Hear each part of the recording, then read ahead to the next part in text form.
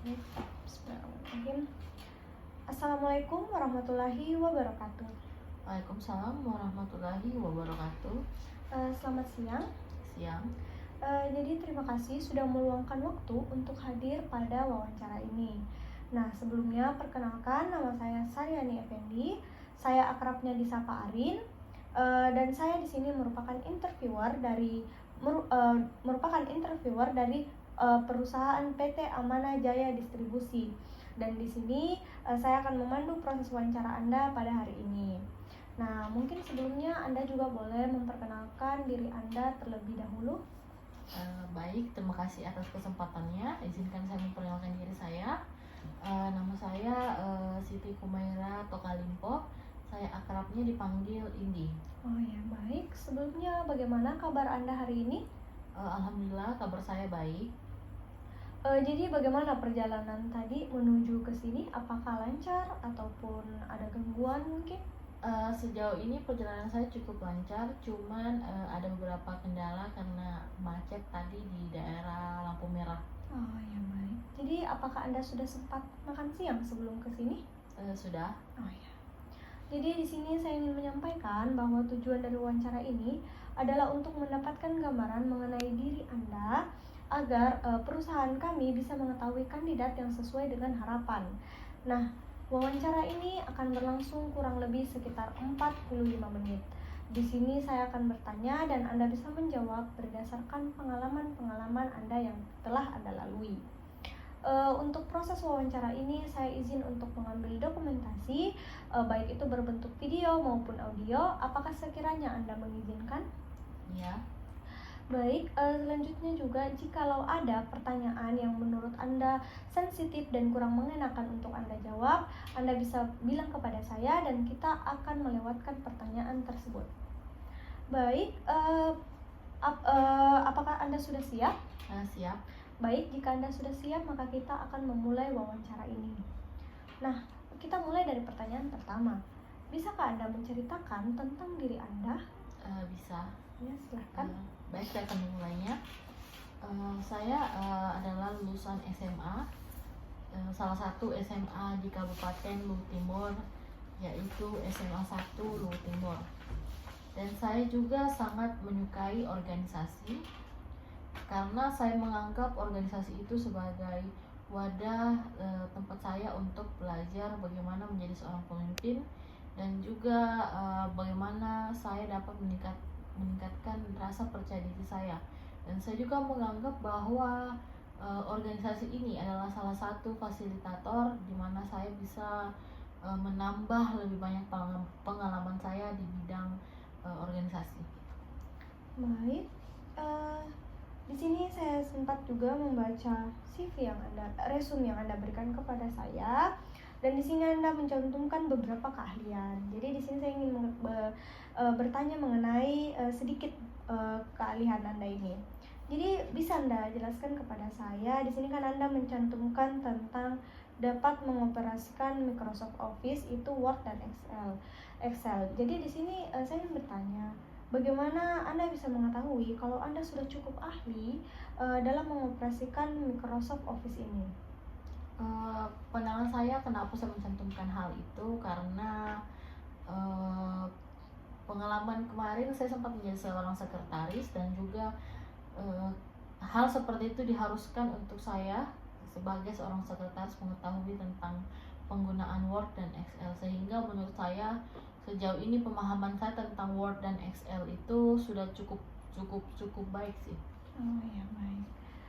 Di sini juga Anda cantumkan mampu bekerja dalam tim. Mungkin bisa Anda jelaskan kenapa Anda mencantumkan ini? Kenapa saya mencantumkan hal seperti itu? Karena menurut saya diri saya ini dapat menerima pendapat dan masukan tanpa memikirkan keegoisan pendapat saya, sehingga saya dapat mempertimbangkan bahkan membuat keputusan. Oh ya. Mungkin ini yang terakhir, bagaimana bisa Anda jelaskan kepada saya kenapa juga Anda memasukkan berkomunikasi efektif di resume Anda ini? Ya seperti yang saya bilang tadi, Saya sangat suka mendengar pendapat dan masukan orang lain, sehingga saya selalu membangun komunikasi antara saya dengan orang lain serta orang lain dengan orang lainnya. Oh, baik, baik. Jadi di sini pengalaman organisasi Anda itu ada 3 ya.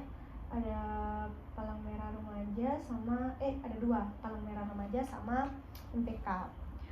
Baik, setelah mendengarkan profil singkat yang Anda ceritakan kepada saya dan juga membaca resume dan mendengar penjelasan resume Anda, di sini saya akan memberikan beberapa pertanyaan dan Anda bisa menjawab pertanyaan-pertanyaan ini berdasarkan pengalaman, baik itu pada saat di organisasi ataupun pada saat kegiatan lainnya di SMA. Nah, di sini kita mulai pertanyaan pertama. Bisa Anda ceritakan kepada saya situasi di mana Anda dihadapkan pada tugas yang memerlukan pemahaman ataupun keterampilan untuk menyelesaikan tugas atau permasalahan tersebut?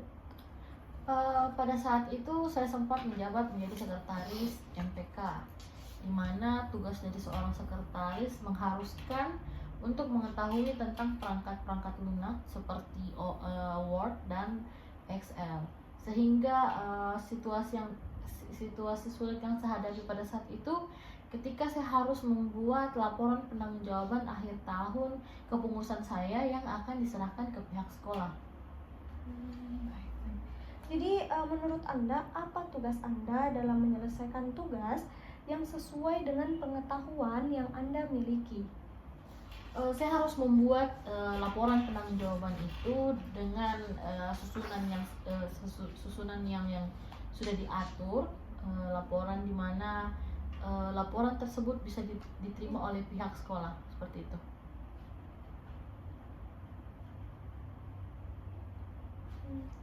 Jadi bisa Anda jelaskan kepada saya bagaimana cara Anda memahami tugas tersebut dengan pengetahuan yang Anda miliki?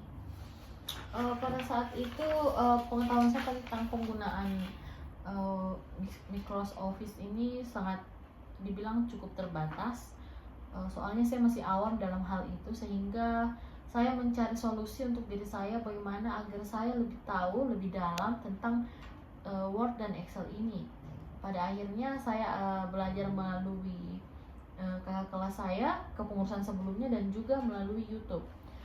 Dan saya bisa membuat sebuah tabel poin keuangan serta menyusun laporan penanggungjawab dengan baik.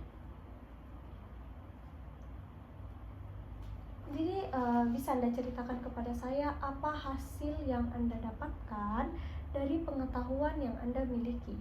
Hasil yang saya dapatkan yaitu laporan penanggungjawab saya diterima oleh pihak sekolah serta mendapatkan apresiasi karena dokumen laporan penanggungjawab yang saya berikan itu sangat sesuai dengan apa yang mereka harapkan, tersusun rapi dan data-data yang saya sajikan itu tepat pada sasaran. Jadi kan tadi Anda sempat menyinggung ya masalah Microsoft Office. Jadi pertanyaan saya itu apakah ada fitur khusus di Microsoft Office baik itu di Word ataupun di Excel yang Anda rasa sangat membantu dalam menyelesaikan tugas tersebut? Kalau fitur dari Word itu sangat banyak ya. Saya akan menyebutkan salah satunya yaitu salah satu diantaranya yaitu fitur pembuat daftar isi, dimana pada saat saya belum mengetahui tentang pembuatan daftar isi itu saya mengisinya secara manual satu persatu, sehingga itu membuat saya agak kesusahan. Tetapi pada saat ketika saya mengetahui bahwa ada satu cara untuk pembuatan daftar isi yang lebih cepat dan tepat, itu sangat membantu saya dalam mengerjakan sebuah LPJ. Bahkan beberapa LPJ dapat saya selesaikan dengan tepat waktu dan benar. Baik.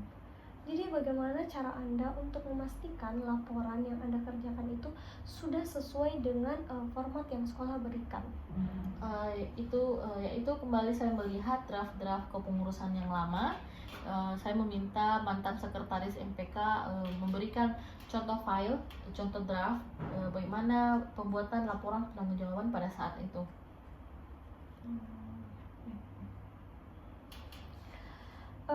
Kita ke pertanyaan selanjutnya. Bisa Anda ceritakan situasi di mana Anda harus dihadapkan pada situasi di organisasi yang memerlukan komunikasi yang efektif? Pada saat itu saya ingin pada saat itu anggota OSIS ingin mengadakan sebuah kegiatan, namun namun kegiatan tersebut bertabrakan dengan kegiatan organisasi lain, sehingga saya harus membangun komunikasi antara dua pihak. Gitu. Jadi apa tugas Anda dalam menghadapi situasi tersebut menggunakan kemampuan komunikasi yang Anda miliki? Pada saat itu saya menugaskan diri saya untuk bagaimana cara agar kedua lembaga ini, kedua pihak ini bisa terjalin komunikasinya tanpa menimbulkan konflik sama sekali.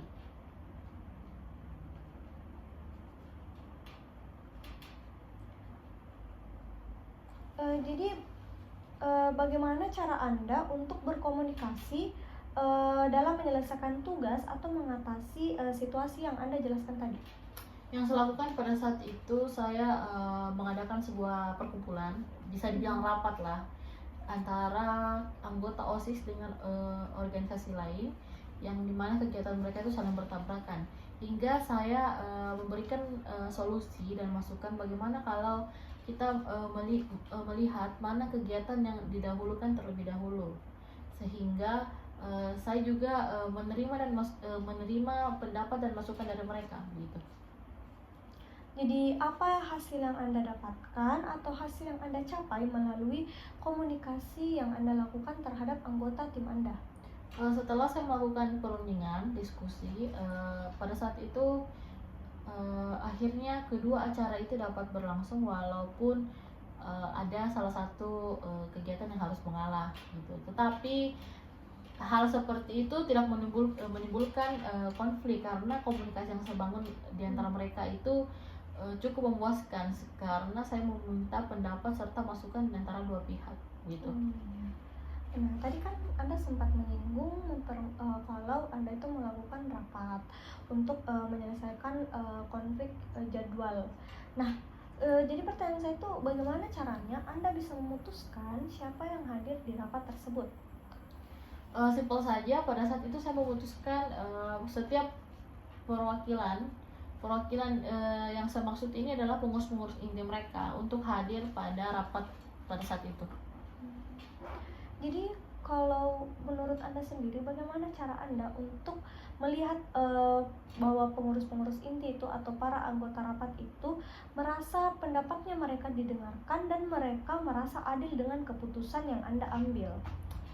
Ya, yang seperti saya bilang tadi, saya tidak segan untuk menerima dan memberi masukan tentang pendapat mereka, dan saya tidak pernah menjudge apa yang mereka berikan sebuah pendapat dan juga menerimanya dengan baik. Baik. Kita ke pertanyaan selanjutnya.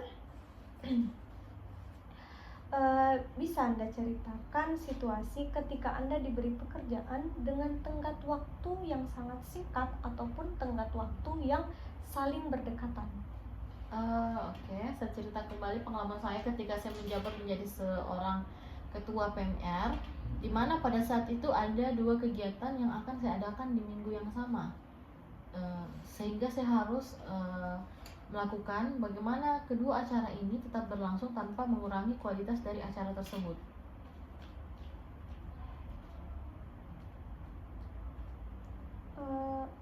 Jadi bisa Anda ceritakan apa tugas Anda dalam memastikan setiap pekerjaan itu bisa diselesaikan sesuai dengan waktu yang tersedia? Saya kembali mengkomunikasikan dengan pihak sekolah dan juga para anggota PMR bagaimana mestinya kegiatan mana yang harus kami dahulukan, apakah kegiatan donor darah ini atau pelatihan pertolongan pertama. Jadi seperti itu, saya mempertimbangkan kembali serta memberikan keputusan supaya kedua kegiatan ini bisa berlangsung, dan juga saya membagi tugas-tugas sesuai keahlian anggota PMR saya. Jadi bagaimana cara Anda untuk mengerjakan pekerjaan dan mengatur waktu tersebut? Seperti yang saya bilang, saya kemudian membagi tugas sesuai dengan keahlian mereka, di mana saya menempatkan mereka pada tempatnya, sehingga kedua acara itu dapat berlangsung tanpa adanya penundaan, serta kualitas acara itu tidak berkurang sama sekali. Jadi apa hasil yang Anda dapatkan dari cara Anda mengatur pekerjaan serta waktu tersebut? Yang saya dapatkan pada saat itu, kedua kegiatan ini berlangsung di minggu yang sama. Kemudian kedua kegiatan ini saya hanya memberi selang 2 hari, hingga kualitas serta kelancaran acara pada saat itu sangat baik dan sempurna. Jadi tadi kan Anda sempat mengatakan kalau Anda ini membuat daftar serta membagi tugas kepada para anggota PMR lainnya. Nah, pertanyaan saya tuh, bagaimana caranya Anda menentukan prioritas dari tugas-tugas tersebut? Saya kembali melihat di mana tugas yang saya berikan itu dapat tidak sangat memberatkan mereka. Mereka dapat mengerjakannya dengan hati, sehingga tugas-tugas yang saya menurut saya sebuah prioritas itu dapat dikerjakan oleh mereka.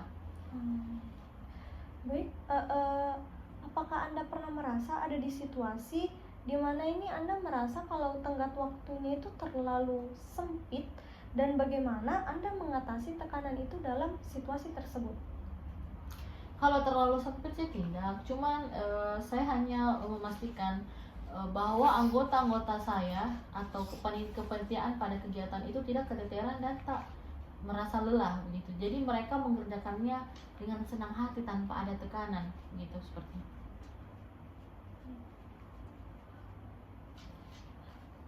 Baik, kita ke pertanyaan selanjutnya. Bisa Anda ceritakan situasi di mana Anda dapat memastikan bahwa informasi ataupun data yang sedang Anda kerjakan itu benar dan tidak memiliki kesalahan? Ketika saya menjadi sekretaris MPK, pada saat itu saya harus mengerjakan sebuah laporan di mana data yang harus saya berikan kepada pihak sekolah itu benar ada faktanya begitu, sehingga situasi yang saya hadapi itu kebenaran data yang saya sajikan ke pihak sekolah. Baik,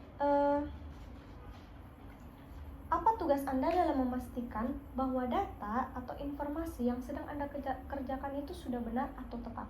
Tugas saya pada saat itu, saya harus mengumpulkan data sebanyak-banyaknya, dan juga melihat mana data yang sesuai dengan fakta lapangan gitu.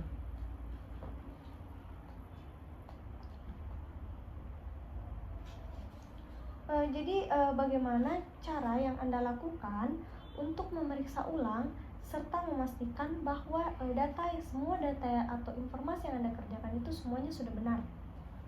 Yang saya lakukan pada saat itu, saya mengkomunikasikan dengan seluruh koordinator bidang kepengurusan dengan meminta mereka untuk mengumpulkan laporan masing-masing bidang, sehingga saya dapat menyajikan data yang sebenar-benarnya, seperti itu. Jadi apa hasil yang Anda dapatkan dari memeriksa data atau informasi tersebut? Yang tentu saja hasil yang saya dapatkan pada saat itu, ya data yang saya sajikan itu sesuai dengan apa yang ada, sesuai dengan selama kepengurusan saya setahun, hingga sekolah menerimanya dengan baik, bahkan mengapresiasi bahwa data yang saya sajikan itu benar tanpa ada kekurangan.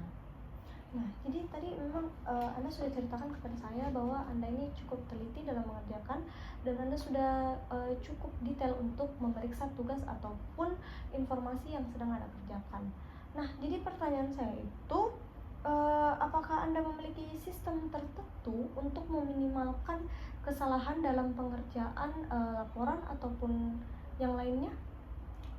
Untuk hal itu saya selalu kembali melakukan cross check, kembali melihat data-data, kemudian merampung semua data yang diberikan kepada saya, hingga saya membuatnya dengan satu laporan yang benar. Baik. Tapi apakah Anda pernah merasa Anda pernah berada di situasi di mana Anda ini sudah mengajukan laporan dan ternyata terdapat kesalahan di laporan tersebut? Jikalau pernah, bagaimana cara Anda mengatasi kesalahan di dalam laporan tersebut?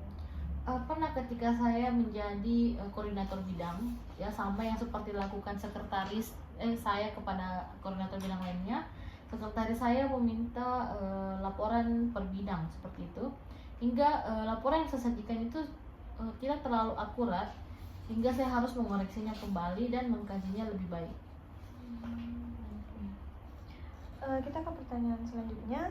Bisa Anda ceritakan situasi di mana Anda ini dihadapkan pada tugas yang memerlukan kemampuan analisis untuk menyelesaikan tugas tersebut?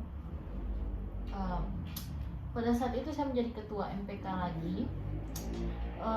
Kegiatan OSIS kembali lagi bertabrakan dengan kegiatan ekstrakurikuler lainnya, hingga saya harus menganalisis bagaimana pemindahan atau penempatan waktu serta pendanaan kegiatan tersebut bisa sesuai dan tanpa menimbulkan konflik gitu. Jadi apa tugas Anda dalam menyelesaikan tugas tersebut menggunakan kemampuan analisis yang Anda miliki? Saya harus tugas saya pada saat itu harus menganalisis kembali bagaimana jika terjadi kekurangan dana, serta bagaimana analisis saya menciptakan agar tidak terjadi konflik antara dua pihak seperti itu. Jadi bagaimana cara Anda menggunakan kemampuan analisis dalam situasi tersebut? Saya kemudian kembali melihat dan meminta pendapat dari anggota OSIS serta ekstrakurikuler yang terlibat ini, dan meminta pendapat serta masukan bagaimana jika ada salah satu kegiatan kalian yang didahulukan, maksudnya ada salah satu dari kalian yang mengalah begitu. Dan saya sangat menerima baik pendapat serta masukan mereka, dan juga pada saat itu saya dapat menganalisis bagaimana saya memutuskan sebuah putusan. Jadi apa hasil yang Anda dapatkan melalui kemampuan analisis yang Anda miliki? Yang saya dapatkan pada saat itu kedua kegiatan ini dapat berjalan, walaupun kegiatan anggota OSIS ini harus diadakan setelah kegiatan ekstrakurikuler yang terlibat ini. Namun keputusan yang saya berikan pada saat itu tidak menyebabkan konflik bahkan kecemburuan pada anggota OSIS, karena seperti yang saya katakan, saya menerima pendapat serta masukan mereka, dan saya juga memberikan pendapat dan masukan saya hingga terjadi pertimbangan-pertimbangan di mana akhirnya anggota OSIS memilih untuk mengalah setelah dan melakukan kegiatan setelah kegiatan ekstrakurikuler ini. Jadi tadi kan Anda ini mengatakan kalau Anda melakukan analisis terhadap jadwal acara. Nah, jadi bagaimana caranya Anda menentukan kalau acara yang Anda jadwalkan itu sudah tepat atau masih perlu disesuaikan kembali? Ya, yang seperti saya bilang, saya tidak lelah meminta pendapat serta masukan dari mereka bagaimana jalan terbaiknya dari kedua persoalan ini, serta ya kami selalu menerima masukan mereka apakah ada keluhan serta dan lainnya gitu. Baik. Tapi menurut Anda sendiri, apakah ada faktor lain mungkin selain jadwal ketika Anda lagi menyusun sebuah atau ingin menganalisis untuk usulan acara? Paling itu sih, ketika ada acara yang bertabrakan itu pasti kita membicarakan soal pendanaannya, di mana pendanaan ketika kita SMA itu cukup terbatas ya, sehingga saya selalu memberikan solusi kepada mereka bagaimana jika kita mengadakan bazar lah contohnya, atau penggalangan dana lainnya. Baik. Kita ke pertanyaan selanjutnya. Bisa Anda ceritakan kepada saya situasi di mana Anda dihadapkan pada masalah ataupun tantangan yang mendadak pada saat di organisasi? Baik, kembali saya ceritakan ketika saya menjadi ketua PMR. Pada saat itu saya ingin mengadakan kegiatan donor darah, namun salah satu donatur atau sponsor saya itu mengundurkan diri dan tidak bersedia untuk membiayai pendanaan semuanya. Jadi saya harus mencari solusi akan hal itu. Nah, bisa Anda ceritakan apa tugas Anda dalam menghadapi masalah ataupun tantangan tersebut? Tugas saya pada saat itu saya harus mengkomunikasikan kembali dengan pihak sekolah, pihak-pihak yang terkait, peserta donor darah, serta saya harus mencari sponsor baru dan solusinya. Jadi bagaimana cara Anda mengidentifikasi masalah dan menemukan solusi untuk mengatasi permasalahan tersebut? Saya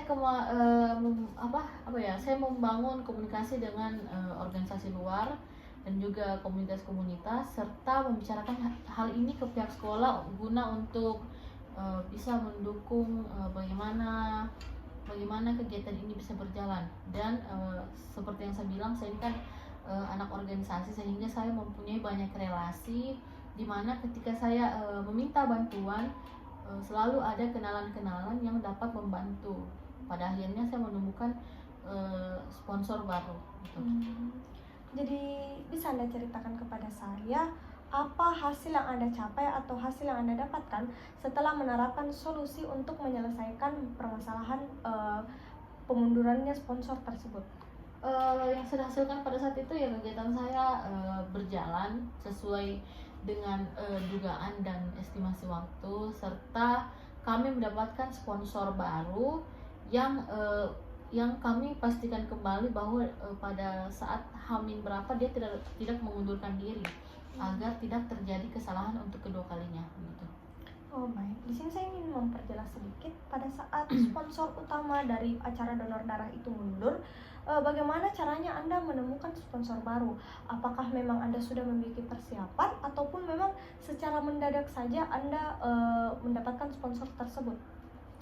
Sebenarnya saya tidak memiliki planning, soalnya hal ini sebenarnya bisa dibilang musibah ya, soalnya kita tidak bisa menduga bahwa sponsor yang sudah kami percaya ini bakal mengundurkan diri. Namun seperti yang saya katakan, relasi di organisasi itu sangat penting, hingga saya menghubungi kenalan-kenalan saya dan akhirnya saya menemukan sponsor baru dan dijamin dia tidak akan mundur untuk membiayai kegiatan itu. Oh baik. Jadi saya juga ingin bertanya, apakah Anda sudah memang menyiapkan rencana darurat untuk mencegah kejadian serupa di acara ataupun pada kayak acara-acara lainnya di organisasi itu? Ya mungkin itu bisa menjadi bahan evaluasi saya, di mana ketika saya ingin mengadakan kegiatan, setiap rancangannya itu memiliki plan B. Soalnya hal yang tak terduga seperti ini tidak bisa kita pungkiri, bahkan bisa saja hal seperti ini bisa terjadi kedua kalinya, hingga saya mengevaluasi bagaimana supaya saya bisa membuat plan B hingga ketika acara selanjutnya akan terjadi seperti ini. Baik. Kita ke pertanyaan selanjutnya. Bisa Anda ceritakan kepada saya situasi di mana Anda ini harus bekerja dengan tim dalam menyelesaikan sebuah proyek besar guna mencapai tujuan bersama dalam organisasi Anda? Baik, saya pernah mengadakan kolaborasi untuk kegiatan bakti sosial dengan anggota OSIS serta ekstrakurikuler di SMA saya. Pada saat itu saya harus menghadapi situasi di mana bagaimana beberapa lembaga ini bisa menjadi satu dalam satu pemikiran gitu. Jadi bagaimana cara Anda untuk mampu berkoordinasi dengan anggota tim lainnya? Jadi saya pada saat itu mengkomunikasikan dan juga mengumpulkan mereka di sebuah rapat, mengundang pengurus-kepengurusan mereka dan membicarakan tentang kegiatan bakti sosial ini. Dan saya selalu menerima masukan dan pendapat dari mereka. Jadi apa hasil dari kerja sama tim yang Anda lakukan tersebut? Kerjasama yang saya hasilkan, yang saya dapatkan pada saat itu, kegiatan bakti sosial itu dapat berjalan sesuai dengan tugas yang saya berikan, dan saya membagikan tugas-tugas kepada mereka itu rata tanpa memandang bahwa dia anggota OSIS ataupun organisasi lain. Baik. Nah, tadi kan Anda menceritakan kepada saya mengenai proyek bakti sosial. Nah, jadi apakah Anda pernah mendapatkan situasi di mana anggota tim Anda itu tidak bekerja dengan baik? Dan kalaupun pernah, bisakah Anda ceritakan kepada saya bagaimana cara Anda untuk menangani anggota tim yang tidak baik tersebut? Pada saat itu saya tidak menemukan sih anggota seperti itu, cuman yang saya terapkan, saya menugaskan ke setiap eh, pengurus-pengurus inti mereka untuk bagaimana eh, mengatur anggota-anggotanya agar keberlangsungan acara ini tetap berjalan dengan baik. Jadi bisa Anda ceritakan kepada saya Anda menggunakan teknik ataupun strategi apa untuk memotivasi para anggota organisasi Anda agar bisa tetap kompak dan dapat bekerja sama dengan baik? Teknik yang saya gunakan pada saat itu ya selalu saya tekankan bahwa saya sangat sangat menerima pendapat dan masukan dari mereka, dan juga saya tidak membeda-bedakan tugas dan tupoksinya hingga mereka merasa bahwa kegiatan ini adil untuk semuanya. Dan juga strateginya ya saya selalu memotivasi mereka bahwa kegiatan yang kita adakan ini bukan hanya untuk kebaikan lembaga saja, tetapi dampak orang lain gitu. Baik. Selanjutnya bisa Anda ceritakan kepada saya situasi di mana Anda itu harus dihadapkan pada tugas yang memerlukan kedisiplinan untuk menyelesaikan tugas tersebut dengan baik. Kembali lagi, ketika saya menjabat menjadi ketua MPK, otomatis saya harus menerapkan sifat disiplin kepada anggota-anggota saya. Dan untuk menerapkan hal seperti itu sangat susah bagi anggota-anggota saya, karena setiap orang beda pemikiran, beda isi kepala gitu. Baik. Jadi bagaimana bisa Anda ceritakan kepada saya bagaimana cara Anda untuk menegakkan aturan disiplin dalam organisasi Anda, dan apakah ada tantangan tertentu yang Anda hadapi dalam menegakkan kedisiplinan pada saat di organisasi tersebut? Cara saya untuk menetapkan kedisiplinan itu ya ketika saya mengadakan rapat, saya selalu membuat absensi, dan absensi itu berisi nama serta tanggal, waktu, dan jam mereka datang begitu. Jadi saya bisa melihat bagaimana mereka datang tepat waktu tanpa mengaretkan waktunya begitu. Baik. Pertanyaan selanjutnya, jadi apa tugas Anda dalam memastikan bahwa tugas tersebut dapat terselesaikan dengan kedisiplinan yang baik dan tepat? Jadi tugas saya pada saat itu ya itu saya membuat absensi rapat hingga saya dapat melihat anggota-anggota saya mana yang selalu mengabaikan tugas tentang kedisiplinan ini.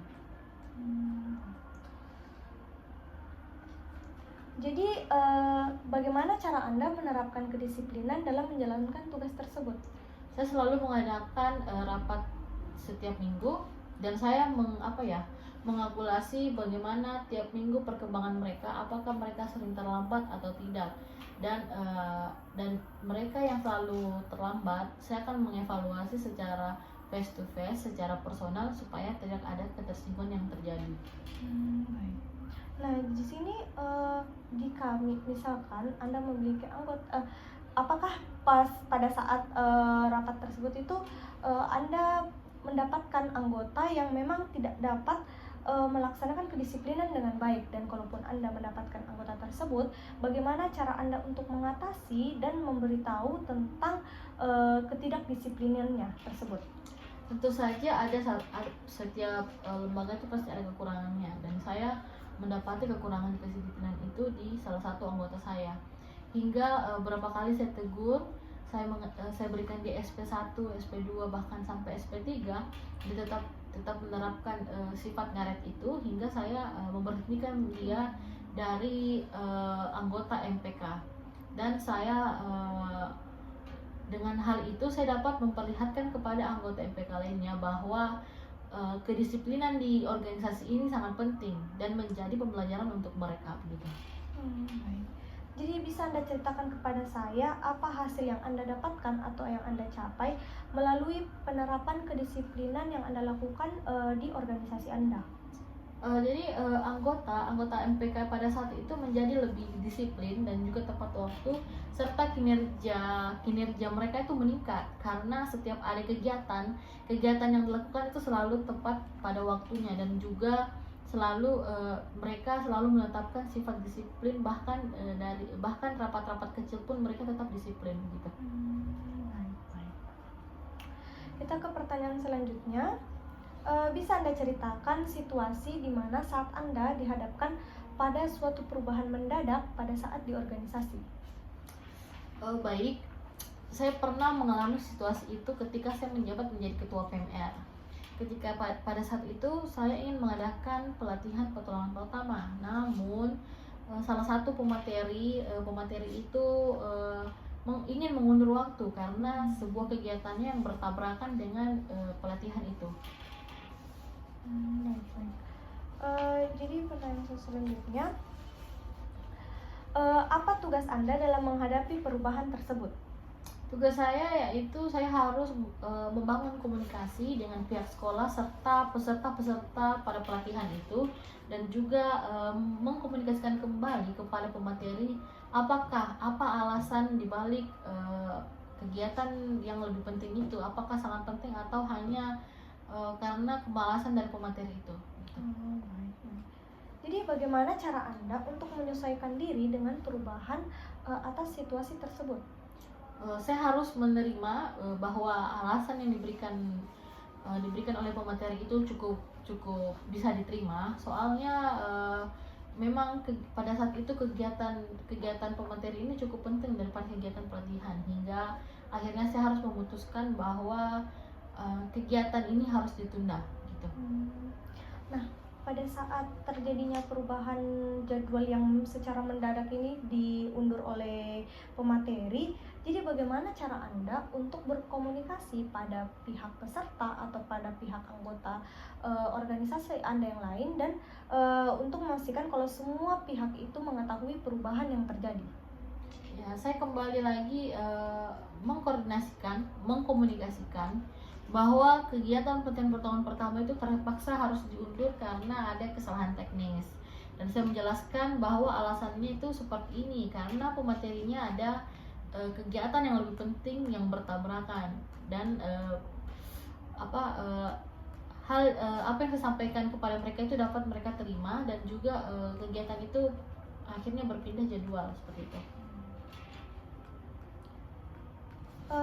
Jadi bagaimana cara Anda untuk mengelola stres dan ketidakpastian tersebut dalam menghadapi perubahan yang mendadak? Ya, saya harus menerima kenyataan bahwa semua hal yang kita rencanakan itu bisa saja tidak sesuai dengan ekspektasi kita. Bisa saja apa yang kita sudah susun secara rapi itu harus kita rombak kembali begitu. Baik. Jadi bisa Anda ceritakan kepada saya apa hasil yang Anda dapatkan setelah melakukan penyesuaian diri tersebut pada permasalahan donor darah itu? Ya, pada akhirnya kegiatan saya tetap berjalan walaupun tidak pada waktu yang dari awal saya tentukan. Kegiatan itu saya undur ke minggu depannya.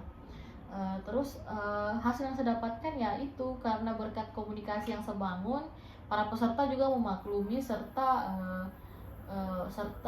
kegiatan yang berlangsung pada saat itu berjalan dengan lancar dan sangat diapresiasi oleh peserta karena pemateri pada saat itu sangat ahli dalam membawakan materi tersebut. Baik, sekiranya pertanyaan saya menurut saya sudah cukup. Di sini saya senang mendengarkan pengalaman yang Anda bagikan kepada saya. Saya juga mengucapkan terima kasih atas kesediaan Anda untuk hadir dalam wawancara pada hari ini. Nah, sesuai dengan kesepakatan kita di awal bahwa proses wawancara ini memang akan berlangsung kurang lebih 45 menit, dan waktu juga telah menunjukkan bahwa 40 menit ini sudah berlalu. Maka saya memohon izin untuk menutup wawancara ini. Sebelum saya tutup, apakah ada hal lain yang ingin Anda tanyakan ataupun hal lain yang ingin Anda sampaikan kepada saya? Silakan. Baik, ada beberapa pertanyaan yang ingin saya tanyakan. Yang pertama itu mengenai kapan estimasi waktu untuk menghubungi saya apakah saya diterima, apakah estimasi waktunya lama atau bahkan bisa saja besok sudah ada pengumumannya, agar saya tidak kelupaan ataupun ketinggalan mengecek email saya begitu. Baik, kalau untuk informasi apakah Anda akan diterima atau tidak, itu mungkin kami akan beritahu kurang lebih 1 minggu dari sekarang. Jadi Anda silahkan menunggu, dan kami tuh kurang mungkin akan memberitahu Anda itu melalui telepon ataupun email. Jadi silahkan Anda mengecek email Anda secara berkala.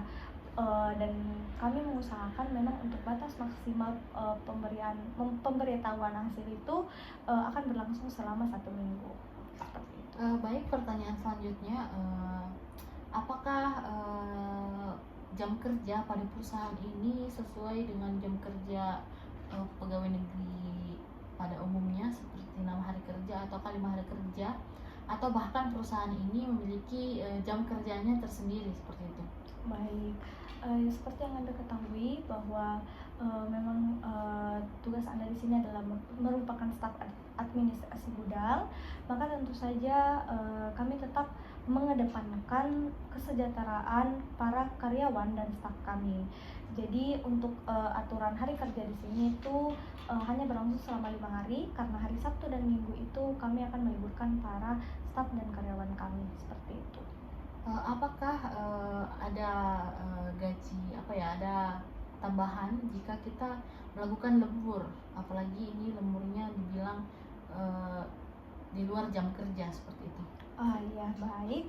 Seperti tadi yang saya sampaikan, kalau memang perusahaan kami ini sangat mengedepankan tentang kesejahteraan para staf serta karyawan kami. Jadi kalau untuk masalah itu tentu saja akan ada, hanya untuk saat ini saya tidak bisa memberitahukan secara pasti berapa, karena hal itu akan diberitahukan secara spesifik kepada Anda ketika Anda sudah diberitahukan kalau Anda sudah diterima ataupun sebaliknya.